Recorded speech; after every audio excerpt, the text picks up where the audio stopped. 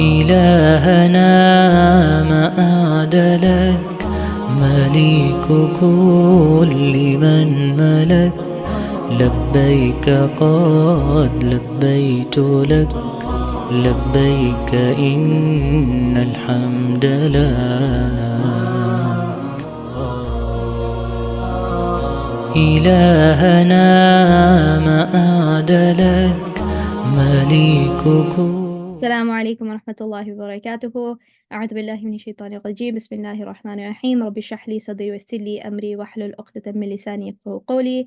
I want to welcome everyone to this session of crafting your comprehensive packing list, where today we're going to be talking about the essential items that you should be bringing with yourself and you should be mentally preparing to pack with you on this Hajj trip, inshallah. Just a quick introduction. I am Rahima, Sister Rahima. Many of you have spoken to me previously, and I have been ushering everyone to this webinar, and I know it's been very, very well awaited. So with that, I think we can start going into some of the items that we have for you today. So the first thing that I wanted to bring to everyone's attention is that there are a lot of packing lists out there, right? If we hadn't done this webinar, you could have gone onto Google right now, typed in, Hajj packing list, and you would have gotten hundreds of thousands of hits and lots of really comprehensive packing lists out there. However, a lot of the times those packing lists can be very overwhelming because they get extremely detailed, and they'll be telling you to bring a lot of things. And what I want you to keep in mind is that you want to be as efficient and as logistical with your packing as possible, because you have to remember there's going to be a lot of movement that you're doing as well. Like, for example, the movement between Medina and Mecca, if you're in a Medina first package, or the movement from Mecca to Medina if you're in a Mecca first package, just the travel from the States over to Saudi. Within Hajj itself, there's a lot of movement happening between Mina, Arafat, Muzdalifah, going back to the Haram, all of that. So you want to keep in mind that there's going to just be a lot of different points at which there might be some sort of issue with your luggage. Not saying that there will be, but I do want you to be mentally prepared that sometimes, things do happen. Sometimes people's luggages are identical to each other and they might get switched, and eventually people get them back, but you might have to be mentally prepared that something like that could happen. Or even like coming in, sometimes at the airport you don't get your luggage right away, things like that. So be mentally prepared that there's a lot of different points at which you're going to be moving from place to place, and you're going to be having to carry things from place to place. So you want to try to pack as efficiently as possible and try to get the most use out of everything that you're packing, inshallah. So with that, we're going to talk about a little bit of our packing list breakdown that we have for you today, inshallah. Firstly, what not to pack. I think that kind of goes back to the point of there's lots of things that people want to bring with them, but sometimes it's smarter to actually not bring certain things than to bring them with you. Then the essentials to pack, right? The main reason we're all here today to discuss what exactly is it that's going to make it into my bags. And so we're going to go over things like documents, the logistical items that you want to keep, your physical attire, and your health and hygiene essentials, inshallah. And then we'll go into carry-on essentials. So like I told you, like on the flight, right, you're going to be having some bags that are checked. And then you'll have, of course, your allowance of a carry-on, meaning one item that you get to keep with yourself on the plane as well. Whether it's a book bag or a duffel bag or whatever the case might be. And so we're going to kind of break down for you today what are some items that you'd want to keep in those. That way, if you don't have access to your luggage, or if you wanted to pack lighter or have something smaller with you, or like a smaller bag with you, what are those things that you want to keep with you then? And then we also have some, a category called nice to have, which is not, this means that it's not essential to have it. You absolutely could go on Hajj without bringing these things, but when you're on Hajj, these are things that are nice to have. They kind of help you out a little bit in different scenarios. So if you're able to pack them and you have the space, and you're able to get them in time, it's a good idea to go ahead and go and get those. And then lastly, we'll talk about the days of Mina. So as I mentioned, in Hajj, there is a lot of movement happening. And so you're not necessarily bringing all of your luggage with you to the tents. So you want to be very smart about what you're bringing with you to the Mina tents and keeping with you throughout the days of Hajj. So we'll get into it. So what not to pack.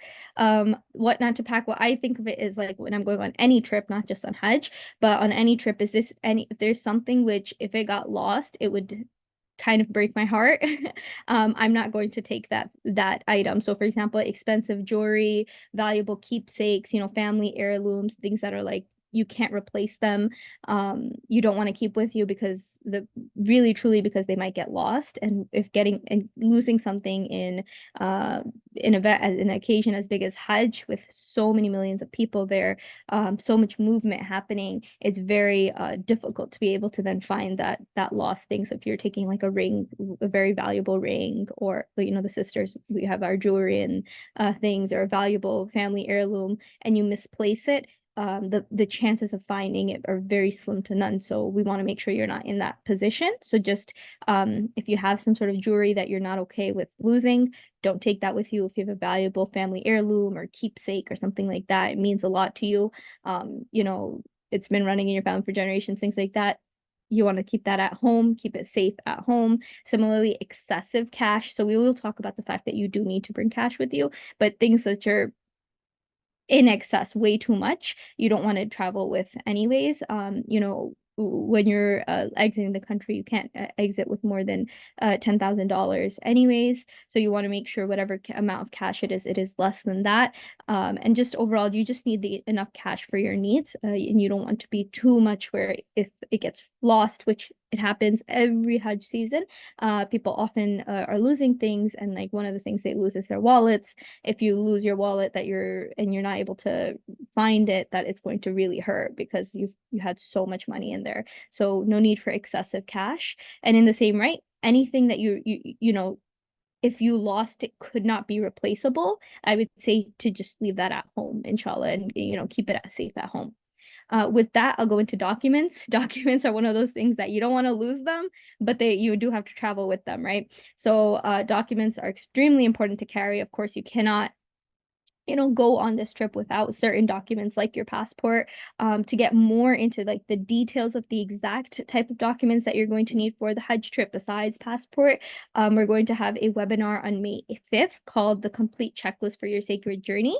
And that'll go into more details of like the other types of documents that you might need. And by then, most of you will have, or sorry, all of you will have had your documents sent to you via Nusuk, and a lot of those things will be wrapped up as well. So that'll be the time to ask any questions and to get the information for the exact documents that you'll need, inshallah, for this trip.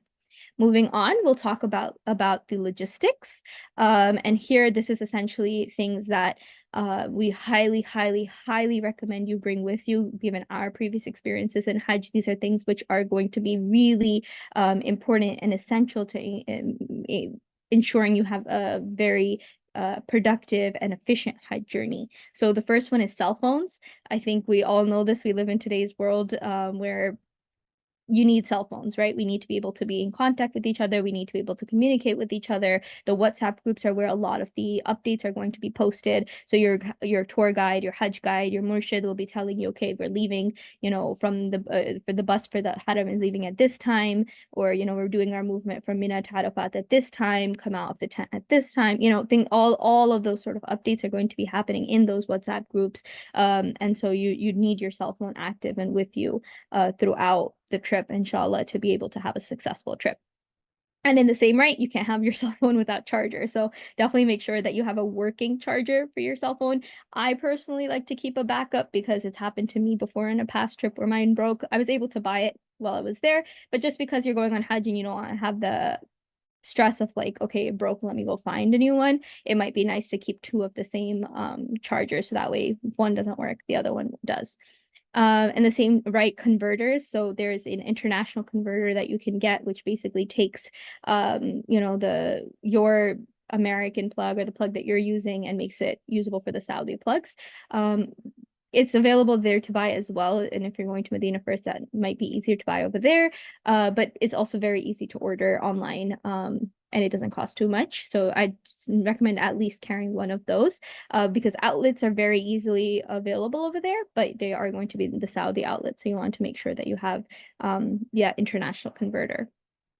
In the same right, battery packs. So if you're in a place where you don't have the outlet available to you, or you just don't want to sit where the outlets are, because in the tents, like, the outlets are in certain areas, so maybe you don't want to sit there, it's not near your bed, whatever the case is, you have your battery pack, you charge your battery pack from before, and you have it with you. In the same way, like if you're going on the day when you're going from Mina to Haram, right, you're going to be out of the tent for a long time, so you have your battery pack on you, and you can just quickly charge up your phone, and make sure that you never have a dead phone, because the whole point of having the cell phone is to stay in communication, and we want to make sure that you're able to do that by making sure that your phone is always charged and ready to go. Next, we have fan or a squirt bottle. This is definitely something which, in the past I've learned is extremely important, especially if you're someone like me who gets hot very quickly. You want to make sure you have something to cool you down. So the fan and squirt bottle, it's not, something you could easily order online from here, but something to keep you to cool you down, I should say. Yeah, to keep you cool, or to cool you down when it gets hot, because it will get hot. Reminder, we're going on Hajj in in Saudi Arabia, in the desert, in June. So it's going to be hot. There's no doubts about it. And so keeping hydrated is really important. And keeping cool is really important. And so having like a neck fan or the handheld fans and a squirt bottle just to be able to squirt some water on your face, spray some water on your face, that will be really helpful, inshallah. Ziploc bags. This is also something which I swear by. I don't travel anywhere without Ziploc bags. There's a lot of different uses that come up with the Ziploc bags, whether it's something like you're going from your hotel room to Mina and you want to pack something, that you have in a big package and you want to make it smaller, you can do that. So that way it becomes lightweight. Or if you have something, your toiletries, and you have some electronics in the same bag, you can put your toiletries in a Ziploc to make sure that they're not leaking and they're not getting your electronics wet, and then the electronics are getting ruined. So the Ziploc bags come in handy, like, in so many different ways. I can't recommend them enough. They're even great for, like, separating certain items in your bag and being, helping you to organize your bag. So I'd highly, highly recommend keeping the plastic tie bags, the Ziploc bags. Travel prayer mat. So this is for, again, we're going to be going from place to place to place. So it's nice to have a travel prayer mat so that you have your own little, surface that you can pray on, and you're not getting, partly from a hygiene perspective, where you're not having, exposure to someone else's, prayer mat, where they might have used it and have their germs and things like that. Especially when you're going into haram, there will be mats there that you can pray on. But if you have your own prayer mat, from a hygiene perspective, it's really nice to have that.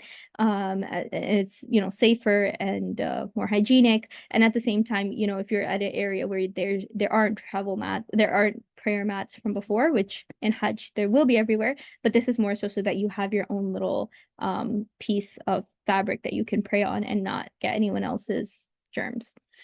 And then a comfortable backpack and duffel bag. This is really important. And we mentioned comfortable because we will be walking a lot and we will be moving from place to place, right? So having something which is comfortable and you can easily carry it, and it's not something which is like ripping at the ends, or the strap falls off every 2 seconds, or it's too tight on you. It'll ensure that you're able to actually, do that travel in more ease than you would if it was something with all of those issues, right? So whether you're a backpack person or a duffel bag person, you're going to want something where you can take some items, not like everything, but just take some items from place to place. And then, so just to break it down for you, you're going to have your hotel rooms throughout the days of Hajj. But during the days of Hajj, many people, they're not going back to their hotel room, quite, every single day to go grab things. So what you'd want to do essentially is that pack some of the things that you want to keep with you. Or, you're not taking all of your 223 kg luggages and your carry-on and your personal item. You're not taking all of that with you when you're going to the Hajj tents, to the Mina tents. You're taking some of the items that you'll need for the coming days. And so you're putting those in a smaller bag and taking that with you to the Mina camps, and leaving the rest of your items in your hotel room safe and secure. If you needed to go back to the hotel room to grab something, you're absolutely able to do that, but just for your own efficiency, so you're not having to, in the days of Hajj, leave Mina and go back all the way to the hotel just to grab something. We have you pack that in advance. And then the same, right, when you're going from Mina to Arafat, right, you might not want to take the whole duffel bag because you have 5 days worth of things in there. You might just want to take one set of clothes to change into, and just a few things, so you can keep a small backpack to do that as well. And then a small book and pen. Obviously, this just comes down from person to person, but I would highly recommend, and I think anyone else who's been on Hajj before would highly recommend having this to write down important notes that you take. There's going to be lots of lectures that take place during the Hajj days. If there's notes, things that you're learning, du'as, people ask you for du'as. You want to have those written out so you can remember their names when you get there, and you can make dua for them. And there's lots of other, things that people like to write in their Hajj books. And then it also becomes like a really nice memento for you, because you could go back years later and you look through your Hajj notebook, and it really is like this really nice sentimental thing to go back to. And it's also very practical and logistical in that you're able to like write down all of your notes. If there's something you're worried about forgetting during the Hajj days, you can write that down in your notebook and have it for yourself. We're having a lot of these religious webinars and spiritual seminars that are taking place. And so during those, you can take notes inside that notebook and then keep it with you. So that way, in case you forget, you can refresh your memory once you're there. So I'd highly recommend keeping that small book and pen with you. You could call it like your little Hajj journal. So that way you have that and you can look back to it for years to come, inshallah. And last but certainly not least, cash and cards. So in Saudi Arabia, they do accept cards. The cards that are most often accepted are Visa and MasterCards. American Express doesn't get accepted as much, as well as cash, the cold hard cash nobody says no to. So you'd want to carry enough cash for those couple of days or for your trip, and for the time that you're going to be there. But just bringing in that note again, once more, of like you're not traveling with anything more than $9,999, because just exiting the country, that can become an issue for you. So any amount less than that. And yeah, so let's go into physical attire a little bit. So of course, everyone has their own comfort level of what works for them, what's comfortable for them. So what we'll tell you is that you want to keep a couple of change of clothes, whatever is loose and comfortable, right? Again, we're going in June to the desert to make our Hajj, and we're going to be out during the day, so it's going to be really hot. So you want to have summer-friendly clothing. Other to that, of course, whatever is comfortable to you, you'd want to make sure that it's in those confines. It goes without saying, undergarments for the sisters, you want to keep your hijabs. We would recommend, the jersey, cotton, viscose materials, because they tend to be the most breathable, and then you don't have to wear an undercap with them. But if you have a scarf which needs an undercap, definitely do keep the undercaps as well, inshallah. For the shoes, I covered a little bit about shoes yesterday in our preparing for the physical webinar, but I'll talk more about them today. For the brothers specifically, you want to have your ihram friendly shoes. And then on the side, you can also have extra shoes like your sneakers or whatever for the walking outside of ihram. So during the days that you're in ihram, you want your ihram friendly shoes, the flip-flops or whatever that you're taking with you, and then your walking friendly shoes. For the sisters, we have no restrictions regarding shoes. We can wear whichever shoes we'd like. And so I would just tell you, wear whatever is the most comfortable. And a little note here is that, like I mentioned yesterday in the preparing for the physical seminar, that a lot of us are starting our walks from now, so we're getting physically prepared. Try walking in the shoes that you plan on wearing in Hajj to ensure that they're comfortable, they're worn in, and it's not like, okay, you're going to wear them for one day and have blisters in your feet and they're going to hurt. So definitely want the most comfortable shoes, inshallah, that you can walk in, and also keeping in mind that it will be hot, you'll be making wudu, things like that. So if you wanted to keep like a pair of sneakers to walk in, and then an extra pair of flip-flops to go when you go to the bathroom and to make wudu and stuff, that would be a great idea as well. For the brothers specifically, you guys have ihram clothing that you need to wear. So you'll need the 2 pieces of the ihram garment. Some brothers like to use a Hajj belt. of course, that comes down to your comfort. If you need a belt, definitely keep the Hajj belt. If you need the fanny pack, keep that as well. It's usually really helpful to keep, your phone and things like that during the Hajj rites in a little belt. You're able to keep a bag if you'd like, but I know many brothers like the fanny pack, so of course it does come down to personal preference of how you like to wear the ihram and what you want to use with it, what sort of accessories you need, like a belt or fanny pack. Other to that, sun hats. So for the sisters, we're able to wear sun hats throughout as long as they're not covering our face. And for the brothers, you won't be able to wear the sun hats during ihram, but once you're outside of ihram and before you go into ihram, you will be able to have the sun hats. So, the days that you're in visiting the haram and the days in Hajj that you're outside of your ihram, you can definitely wear the sun hats, and I'd highly recommend them, especially when you're going and the sun's out and it's right, in your eyes. It's really helpful to have that, as well as sunglasses in the same right. Sunglasses you can wear even when you're in ihram. You don't have to worry about that. So you can keep the sunglasses on, again, just as a protectant against the sun, because we will be in the desert. Safety pins, I would highly, highly suggest getting safety pins both for the brothers and the sisters.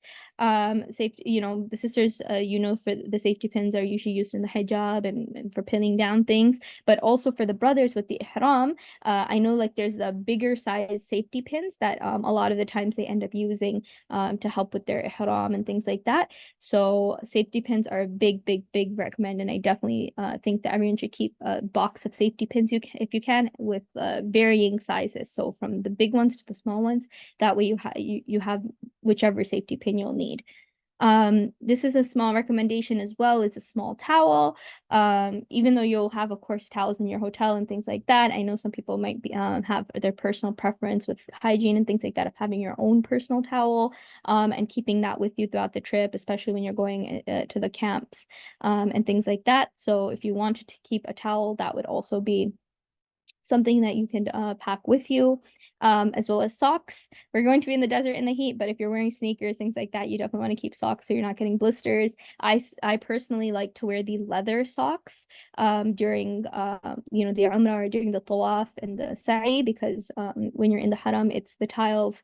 Sometimes they can hurt your feet. So if you're like me and you don't want to be barefoot, you can definitely keep socks for the sisters to wear, and for the brothers, you can wear socks even once you're outside of the state of ihram, you can wear the socks. And yeah, so whether it's the leather socks or the other types of socks, that's great. And also if you have the need for compression socks, especially with the long flight, I know some people, they have the issues with swelling of the feet and things like that. I would recommend keeping those compression socks as well for the flight and for the journey. So that was physical attire. Now sort of the health and hygiene things. I think this goes without saying, but I'm going to be saying it. Prescription medication. Please, please, please, please, please make sure to keep enough of your medication for the trip and then some, right? So you want to keep your prescription medication both on you and extras in, if you wanted to pack that away in your luggage or whatever the case is, that's fine, but you want to make sure you have more than you'll need for this trip. God forbid, Allah forbid, something happens, you lose the medication or anything else, you always have the backup, right? But it's better to have your medication than to not have it, because even though there are pharmacies there, not every medication that we have available to us here will be available there. So you have it with you from before. Next we have electrolytes. So we have some recommendations regarding which ones might be best. But yeah, electrolytes, just like we mentioned yesterday in the preparing for the physical, electrolytes are great to have because a lot of times you get like muscle cramps and things like that. You get dehydration. So nice to take those electrolytes, especially the ones that you can just put in the water, mix, and then drink to combat dehydration and those muscle cramps and things like that. Vitamin C packs, of course, all of this in coordination with your doctor, making sure that these are all things that you're okay to take. Cough and cold medication. A lot of times people, even though it's hot and everything, they get sick, they get a cold.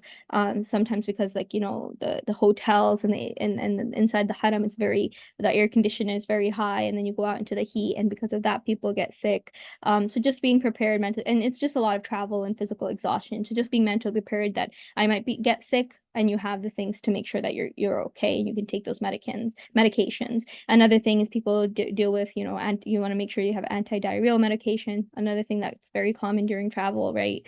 As well as mosquito repellent. This one, this brand right here that you can see on screen, that's one that is unscented. So whatever mosquito repellent you end up taking, just make sure it is unscented if you're planning to use it during the ihram, because we can't use anything scented in ihram. As well as a first aid kit, just those simple travel first aid kits with the bandages and things like that. And then I added also ankle and knee support. I know a lot of us, are not normal day-to-day walkers, right? We're not walking 5 miles a day. And so we might need extra ankle and knee support or any sort of braces that you use in your day-to-day life or when you're doing physical activities. Definitely keep that with you because there'll be a lot of physical activity taking place during Hajj. Last, health and hygiene. So for your hygiene specifically, we said nail kit, which usually includes your scissors and your nail clippers and things like that. If your nail kit doesn't include a scissors, or it doesn't include a scissors that can cut hair, I would say add an extra pair of scissors and make sure to pack those in your luggage, because you will need scissors to get out of the state of ihram for the sisters. You want to be able to cut your hair. So definitely make sure you have the scissors with you.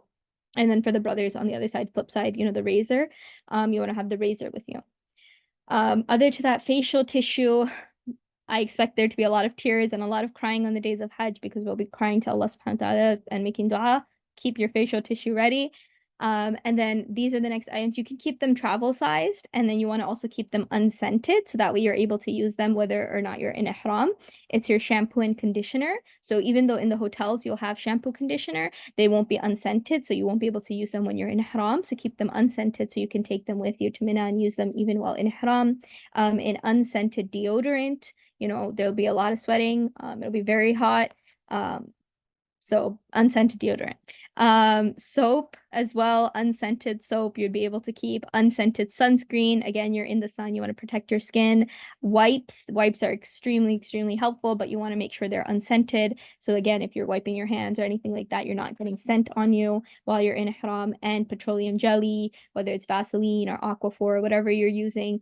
Highly recommend the petroleum jelly, both for like when your lips get chapped, your skin gets dry. There's a lot of chafing for some people because we have to walk a lot. So the petroleum jelly definitely comes in handy.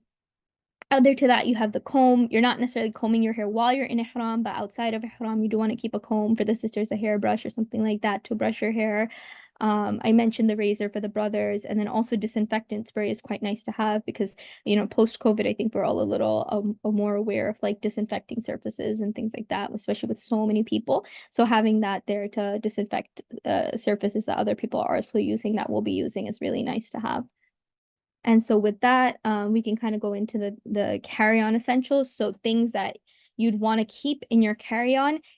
And this comes down to preparing for the edge cases. And when I say that, I mean, Allah forbid your luggage gets lost or gets mixed up with someone or doesn't make it back or whatever the case is. For some reason, if you don't have access to your luggage and you just have the carry-on that you have with you, what should be in that carry-on to make sure that you're able to survive and get through those couple of days that you're spending without your luggage. So at a minimum, make sure you have 2 pairs of clothing, right? You could do more if you can fit more. 1 pair of comfortable shoes. Your medicine, which I mentioned before, and I'm going to keep mentioning, make sure to keep your medicine on you. Your medicine should not be away from you, unless it's like the extra medicine that you're keeping. If you're keeping like a month's supply and you're keeping extra in your luggage, that's great and fine. But have, the for the travel duration, have that medicine on you, with you, close to your chest. And your ihram. So for the brothers, the ihram is important to keep with you, especially if you're traveling to Mecca first, so that way you can put it on in the plane. Other to that, any other essential items that you might need to keep for yourself, and you can't live without them, make sure to keep them in your carry-on. And then these are some nice to have. So you definitely could get away with not bringing them, but they're nice to have and can make your trip a little bit nicer and a little bit easier and more efficient for you. So I'll just quickly run through these. So we have collapsible water bottle. This comes in handy, in a lot of different ways. It's easy to carry, and you can fill it up with Zamzam when you go into the haram, things like that. Disposable gloves and masks. I think post-COVID we are all very well aware of why we need those. Earplugs. If you need to block out noise, they're nice to have. A neck pillow, definitely on the go, it's really nice to have. The tawaf counter, a shower caddy, and then it says cloth based, but essentially anything that collapses, so that way when you're in the in the Hajj sites, if you're in Mina, for example, and you want to take a shower, you can put all of your essentials for your shower into the caddy, take it with you, and have like a nice little pack that you can just hang up on a hook, as well as an S hook. So that way you have an extra hook to put your clothing and your shower caddy and all of that on. And then toilet paper. So toilet paper is not going to be provided in the Hajj sites. Usually in Saudi Arabia, it's not really custom to have toilet paper. It's not going to be in the haram. It's not going to be in the Hajj sites. So if you'd like, you can take your own toilet paper from here, as well as some people are very specific about which type of toilet paper and the ply and all that. So then you can bring that with you, inshallah. Your hotel will have it, but it won't be the exact brand that you're looking for, perhaps. So you can bring that. And then specifically for the days of Mina, so when we're doing our movement to Mina, right, what should we bring with us? So again, I cannot emphasize this enough. Please, please, please keep your medication with you. Please keep your medication with you. Please keep your medication with you, especially your prescription medication should stay with you, as well as if you're somebody who takes anti-allergies and things like that on the regular, keep those with you as well. If you have an inhaler or any sort of medical equipment that you need with you, keep that with you, please. Fans. So again, the main reason of getting those fans is for the heat that we're going to be facing during the days of Hajj. So if you've got a fan, keep that with you. Your personal book with the du'as that you write in and all of that, your notes, keep that with you. All of those unscented items that we said to get, those are specifically for the days of Hajj, because you can't use scented items during Hajj. Your nail kit as well. You're going to be getting out of the state of ihram, so you want to have that. Or at least the scissors and the razors for the brothers, the Vaseline, right? You're going to be, like I said, dealing with a lot of those issues with the chafing and the chap lips, so you want to have those. Scissors and razors, as I mentioned.